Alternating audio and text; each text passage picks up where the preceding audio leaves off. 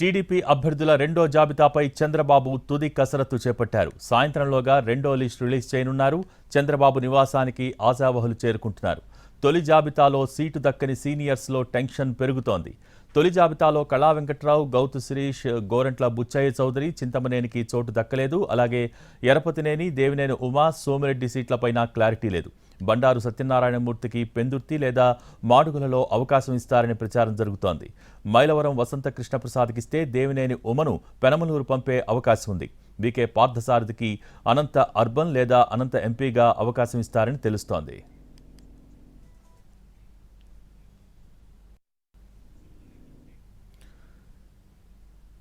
TDP అభ్యర్థుల రెండో జాబితాపై చంద్రబాబు తుది కసరత్తు చేపట్టారు. సాయంత్రంలోగా రెండో లిస్ట్ రిలీజ్ చేయనున్నారు. చంద్రబాబు నివాసానికి ప్రస్తుతం ఆశావహులు చేరుకుంటున్నారు. దీనికి సంబంధించి లేటెస్ట్ అప్డేట్స్ మా ప్రతినిధి పిఎంఆర్ చంద్రశేఖర్ లైవ్ ద్వారా అందించడానికి సిద్ధంగా ఉన్నారు. చంద్రశేఖర్, భోగి ఇవాళ టీడీపీ అధినేత రెండో విడత జాబితా అభ్యర్థులకు సంబంధించిన జాబితా విడుదల చేయబోతున్నారు. సో దాదాపు 20 నుంచి 25 స్థానాలకు సంబంధించిన అభ్యర్థులను ఖరారు చేస్తూ ఇవాళ రెండో విడత జాబితాను విడుదల చేసే అవకాశం ఉన్నట్లుగా మనకు అందుతున్న సమాచారం మేరకు తెలుస్తుంది. సో ఈ నేపథ్యంలో మొదటి విడత జాబితాలో సీనియర్లు ఎవరైతే సీట్లను దక్కించుకోలేకపోయారో సో వాళ్లకు సంబంధించి రెండో విడతలోనైనా సరే తమ పేర్లు ఉంటాయా లేదా అన్న టెన్షన్ అయితే తెలుగుదేశం పార్టీకి సంబంధించిన సీనియర్లు, ఆశావహులుగా ఉన్న సీనియర్ నేతలు ఎవరైతే ఉన్నారో వాళ్లలో చాలా స్పష్టంగా కనిపిస్తుంది. సో ఒకసారి కనుక శ్రీకాకుళం జిల్లా నుంచి చూస్తే శ్రీకాకుళం జిల్లాలో హెచ్ఎల్ నియోజకవర్గానికి సంబంధించి కళా వెంకట్రావు టికెట్ ఆశిస్తున్నారు. అక్కడ ఆయన కలిశెట్టి అప్పలనాయుడు అనే స్థానిక నేత నుంచి పోటీ ఎదుర్కొంటున్న పరిస్థితి. నిన్న కలిశెట్టి అప్పలనాయుడు పేరు మీద కూడా ఐవీఆర్ఎస్ సర్వే చేపట్టింది టీడీపీ. సో ఈ క్రమంలో కళా వెంకట్రావు సీటు విషయంలో రెండో విడత జాబితాలోనైనా తన పేరు ఉంటుందా లేదా అని ఎదురు చూస్తున్న పరిస్థితి. మరొక వైపు గుండా లక్ష్మీదేవమ్మ శ్రీకాకుళం సిట్టింగ్ ఇన్ఛార్జిగా కొనసాగుతున్నారు ఆమె. సో ఆమె పేరు ఉంటుందా లేదా అన్న చర్చ జరుగుతున్న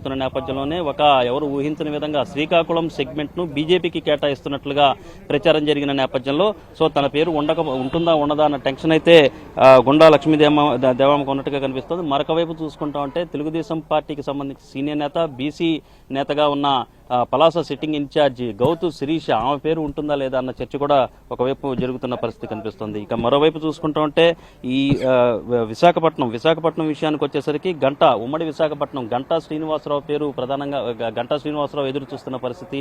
సో ఇక్కడి నుంచి ఆయన్ని చీపురుపల్లి నియోజకవర్గం నుంచి పోటీ చేయాలని పార్టీ అధిష్టానం ఆదేశించిన నేపథ్యంలో ఆయన పోటీ ఏం చేస్తారో అన్న అంశానికి సంబంధించి కూడా కొంత క్లారిటీ రావాల్సిన అవసరం ఉంది. రెండో విడత జాబితాలో చీపురుపల్లి నుంచి ఆయన వెళ్లాల్సిందిగా ఆదేశాలు ఏమన్నా జారీ చేస్తారా అన్న మీమాంస కూడా ఎదురవుతున్న పరిస్థితి కనిపిస్తుంది. మరోవైపు చూసుకుంటా ఉంటే పెందుర్తి నియోజకవర్గం నుంచి టికెట్ ఆశించిన బండారు సత్యనారాయణమూర్తి పెందుర్తి నియోజకవర్గం అయితే ప్రస్తుతం జనసేన కేటాయించేసిన పరిస్థితి ఉంది. సో ఈ నేపథ్యంలో మాడుగుల నియోజకవర్గం నుంచి బండారు సత్యనారాయణమూర్తిని బరిలోకి దింపుతారా అన్న ఒక చర్చ జరుగుతున్న నేపథ్యంలో బండారు సత్యనారాయణమూర్తి భవితవ్యం ఏ విధంగా ఉంటుంది, రెండో విడత జాబితాలోనైనా ఆయన పేరు వేరే నియోజకవర్గం నుంచి ఏమైనా ఉంటుందా లేదా అన్న చర్చ కొనసాగుతూ వస్తున్న పరిస్థితి కనిపిస్తుంది. ఇక రాజమండ్రి రూరల్ నుంచి గోరంట్ల బుచ్చయ్య చౌదరి పేరు దాదాపు ఖరారుగైంది. ఆయన సిట్టింగ్ ఎమ్మెల్యేగా కొనసాగుతున్న పరిస్థితుల్లో బుచ్చయ్య చౌదరి పేరు రెండో విడత జాబితాలో ఖచ్చితంగా ఉండే అవకాశం ఉన్న సూచనలు చాలా స్పష్టంగా కనిపిస్తున్నాయి. ఇక దెందులూరు నియోజకవర్గం నుంచి చింతమనేని పేరు దాదాపు ఖరారైనట్టుగానే చెప్తున్నారు. సో ఆయన పేరు రెండో విడత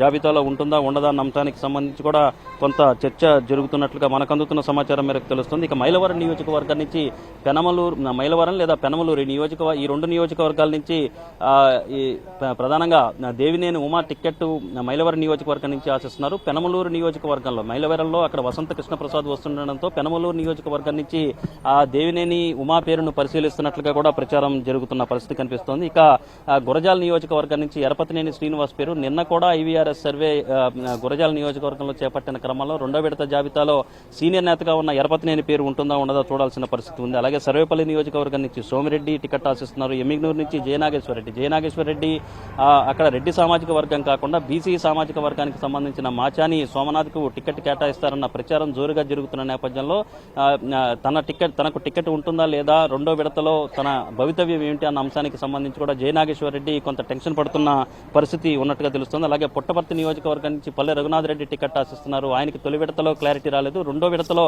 ఏమైనా టికెట్ వస్తుందా, అక్కడ బీసీ సామాజిక వర్గం నుంచి అలాగే యాదవ్ సామాజిక వర్గం, మరొక వైపు వడ్డెర సామాజిక వర్గానికి సంబంధించిన అభ్యర్థుల నుంచి కొంత పోటీ ఉన్నట్టుగా కనిపిస్తోంది. సో ఈ క్రమంలో ఆయన ఈ విడతలో టికెట్ ఉంటుందా లేకపోతే అసలు ఆ టికెట్ లేకుండా వేరే సామాజిక వర్గానికి టికెట్ ఇస్తారా అన్న చర్చ జరుగుతోంది. మరొక వైపు అనంత అర్బన్ లేకపోతే అనంతపురం పార్లమెంటు సెగ్మెంట్ల నుంచి టికెట్ ఆశిస్తున్న పరిస్థితి పీకే పార్థసారథి నుంచి కనిపిస్తోంది. పెనుకొండ నియోజకవర్గం సిట్టింగ్ ఇన్ఛార్జిగా ఉన్న ఆయనకు అక్కడ టికెట్ కాదని అక్కడ ఆ టికెట్ని సవితమ్మకు కేటాయించిన పరిస్థితి. సో ఈ నేపథ్యంలో ఆయన కొంత అలిగిన పరిస్థితుల్లో అనంతపురం పార్లమెంటుకు పోటీ చేయాల్సిందిగా టీడీపీ అధినాయకత్వం ఆయనకు నచ్చజెప్పింది. అయితే ఆయన కురుబ సామాజిక వర్గం నుంచి వచ్చారు. అనంతపురం అర్బన్లో ఆ సామాజిక వర్గానికి సంబంధించిన ఓటర్లు ఎక్కువగా ఉంటారు కాబట్టి తాను అక్కడి నుంచి పోటీ చేస్తాను అన్న సంకేతాలు కావచ్చు, సూచనలు కావచ్చు, ప్రతిపాదనలు టీడీపీ అధినాయకత్వానికి పెట్టిన నేపథ్యంలో తనకు సంబంధించిన టికెట్ ఏ విధంగా ఉంటుంది, చంద్రబాబు నాయుడు క్లారిటీ ఏ విధంగా ఇస్తారన్న అంశానికి సంబంధించి టెన్షన్తో బీకే పార్థసారథి రెండో విడత